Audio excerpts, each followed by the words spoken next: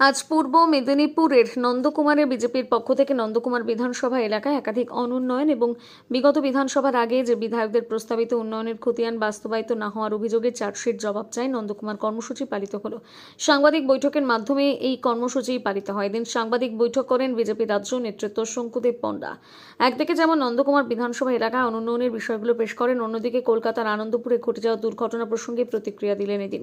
পাশাপাশি বনগাঁতে মিমি চক্রবর্তীর অনুষ্ঠানে উদ্যোক্তাদের গ্রেপ্তারের প্রতিক্রিয়া দেন। তরফ থেকে আজকে এখানকার বিধায়ক তিনি যে কোনো কাজই করেননি এবং এখানকার অনুন্নয়ন পরতে পরতে দেখা যাচ্ছে, তাই নিয়ে আমরা দলের তরফ থেকে আজকে একগুচ্ছ অভিযোগপূর্ণ চার্জশিট তার এবং তার দলের এবং তার কর্মকাণ্ডের বিরুদ্ধে প্রকাশ করছি এবং তাতে আমরা কি অভিযোগ করব বা কি চার্জশিটে বক্তব্য রাখবো সেটা প্রথমে তুলে ধরার আগে নন্দকুমার বিধানসভার কার্তিক চানা এবং সুদীপ্ত মাইতি, এরা দুজন কলকাতার যে অগ্নিকাণ্ডে মারা গেছেন, সব মিলিয়ে এই জেলায় প্রায় 21 জন এখনো পর্যন্ত সরকারি মতো ওনারা বলছেন, কিন্তু আমরা বলছি এটা 30 ছাড়িয়ে গেছে এবং আরও অনেকে নিখোঁজ এবং বহু মানুষ কাঁদছেন। শুভেন্দুবাবু আজকে সরাসরি কোর্টের অনুমতি নিয়ে ওখানে মানে থানাতে গেছিলেন, মিছিল করেছেন, গতকালকে ঘটনাস্থলে গেছিলেন, ভয়ঙ্কর অবস্থা এবং এখানে এসেও তার প্রভাব পাওয়া যাচ্ছে। আমি জানতে চাই যে অপদার্থ এমএলএ গেছেন ওদের বাড়িতে, ব্যবস্থা নিয়েছেন, তাদের পাশে দাঁড়িয়েছেন, কোথায়? এটা আমাদের প্রথম চার্জশিট, অন্য দিনের কথা ছেড়ে দিন। আপনার এই যে সুদীপ্ত এসব লোককে নিয়ে গেছিল ওখানে কাজ করাতে, কেন? কারণ আপনি এখানে কাজ দিতে পারেননি। এটা আমাদের দ্বিতীয় চার্জশিট যে একজন এমএলএ আপনি এখানে কাজ দিতে পারেন না, এখানে খাবার দিয়ে আপনার সরকার তো পারেই না, ওটা ছেড়েই দিন, ওটা বেকার। কিন্তু আপনিও অপদার্থ, আপনাকে খুঁজে পাওয়া যায় না, লোকে আপনার বাড়িতে গেলে আপনি দুর্ব্যবহার করেন, খারাপ আচরণ করেন। আজকে নন্দকুমার মোড় থেকে এই আমাদের এই বাজার পর্যন্ত আসতে ও গাড়ি ভেঙে যাচ্ছে, লোকের পা ব্যথা হয়ে যাচ্ছে, লোকে অসুস্থ হয়ে পড়ছে, রাস্তার অনুন্নয়ন মানে দেখা যায় না এমন বাজে অবস্থা। নন্দকুমারের মানে এটা সব থেকে বড় লজ্জা যে কানেক্টিং চৌমাথা থেকে নন্দকুমার পর্যন্ত আসতে লোকের মানে মানে বেঁচে মানুষ যদি নন্দকুমার মোড়ে স্টার্ট করে তাহলে মোড়ে এখানে পৌঁছবে, এই জায়গায় নিয়ে চলে গেছেন এমএলএ। এবং তিনি তো ব্যস্ত, তিনি মানুষ মরছেন, মানুষ কষ্টে আছেন, মানুষ পুড়ে গেছেন, মানুষকে খুঁজে পাওয়া যাচ্ছে না, সুকুমারবাবু নেই। তিনি কোথায়? তিনি ব্যবর্তার হাটে সেখানকার কোন সমিতি কত টাকা সেখানে কেলেঙ্কারি করেছে সেই কাজে তিনি ব্যস্ত। আমাদের কাছে ডকুমেন্ট আছে, ইডি হবে, আপনি রেডি থাকুন। আপনার প্রপার্টি হঠাৎ করে কেন এত বেড়েছে তদন্ত হবে, আপনি তৈরি থাকুন, উত্তর আপনাকে দিতে হবে। মানুষের টাকা, এখানে উন্নয়নের টাকা নয় ছয় হয়েছে, আপনি এমনি বেঁচে বেরিয়ে যাবেন, এটা নিয়ে কিছু বলবেন না, এই জিনিস হবে না।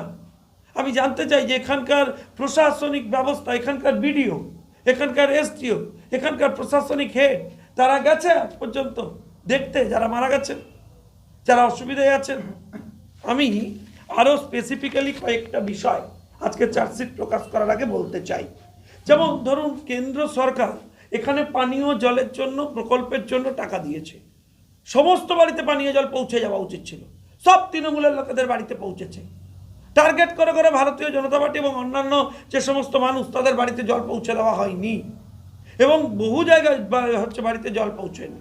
আমাদের পঞ্চায়েত সদস্যরা এখানে বিভিন্ন জন রয়েছেন, তারা স্পেসিফিক্যালি বলবেন। আমি আপনাদের জানিয়ে দিই যে আমাদের এখানকার চার্জশিটের যিনি কনভেনার, আমাদের নির্মলদা রয়েছেন, সুভাশিস রয়েছে, সুস্মিতাদি আমাদের জিএস রয়েছেন, তপন দিন্ডা রয়েছেন, মহাদেব মণ্ডল রয়েছেন, এছাড়াও পঞ্চায়েতের যারা সদস্য তারা রয়েছেন, তারা স্পেসিফিক্যালি বুঝেছেন যে কি ভয়ঙ্কর অবস্থা। আমি অনুরোধ করব সুকুমার বাবুকে, আপনার যে অ্যাডেড এরিয়া আছে সেই অ্যাডেড এরিয়াগুলো তো আপনাকে চেনেই না, আপনি যে এমএলএ, আপনাকে কোনোদিন দেখেইনি, ওই এরিয়ায় আপনি কোনোদিন যাননি। তো অ্যাডেড এরিয়া যদি কাজই করতে পারবেন না, পরিষেবা না দিতে পারবেন, তাহলে আপনি ওই এরিয়াটা নিয়েছেন কেন দায়িত্ব? ছেড়ে দিন, আছেন কেন এমএলএ হিসেবে? আমার প্রশ্ন আপনার কাছে, যে কথা ছিল যে এখানে হিমঘর তৈরি করবেন আপনি, আপনারা ম্যানিফেস্টোতে জানিয়েছিলেন লাস্ট নির্বাচনের আগে, কেন হিমঘর তৈরি হয়নি? যার জন্য এখানকার সবজি, ফল, জিনিসপত্র, পান, এসব কিছু রাখাই যাচ্ছে না। হিমঘর থাকলে তো আজকে প্রিভেন্টিভ মেজার্স নেওয়া যেত, প্রোটেকশন করা যেত, করা যায়নি কেন? কল্যাণপুর গ্রাম পঞ্চায়েতটা একটা অবৈধ বালিকাদানের আখড়া কানা হয়েছে, এখানে বালি হচ্ছে এবং সেই বালির কোটি কোটি টাকা ঘুরে আপনাদের কাছে চলে যাচ্ছে। আপনাদের ছোট বড় মেজর নেতা বালি চুরির উপর ডিপেন্ড করে আছেন। বালির কোন কোন নেতা কোন কোন ছোট ছোট অফিস ওই চৌমাথার মোড় থেকে এখান পর্যন্ত তৈরি হয়েছে তার লম্বা লিস্ট আমাদের কাছে আছে, এবং কোনগুলোর লোক আপনার বাড়িতে করে যায়, আপনি তাদের কাছ থেকে টাকা নেন। কেন করছেন এসব? আপনার এইসবের জন্য আজকে সেচের কাজ হচ্ছে না, এখানে লোকে ভেসে ডুবে যাচ্ছে। এর দায় তো আপনার, এই চার্জশিট তো আপনার উপরে আমরা সেই জন্য দিতে বাধ্য হচ্ছি। টেন্ডার কেলেঙ্কারির দুর্নীতির নন্দকুমার থানাতে মামলা হয়েছে, বলছে এফআইআর নেবো না। নন্দকুমার থানা তো ইনভলভ। এখানকার বড়বাবু সে হচ্ছে মানে পুলিশ হচ্ছে তাদের ব্লক প্রেসিডেন্ট, পুলিশের মদত ছাড়া এই জিনিস পসিবল। ফলে আপনারা যে এফআইআর নেননি সেই এফআইআর এর ইসিআইআর হবে এবং এটি তদন্ত হবে, আমরা কোর্টে যাব, আপনাকে উত্তর দিতে হবে। আমরা বলবো যে এখনো পর্যন্ত জলসেচের উন্নয়নের জন্য 6 কোটি টাকা বরাদ্দ হয়েছিল, তৃণমূল সরকারই করেছিল। সে টাকার একটা পয়সা নিচ পর্যন্ত পৌঁছয়নি, লুটে পুটে খেয়েছেন আপনারা, তার হিসেবও দিচ্ছেন না জনগণের টাকা।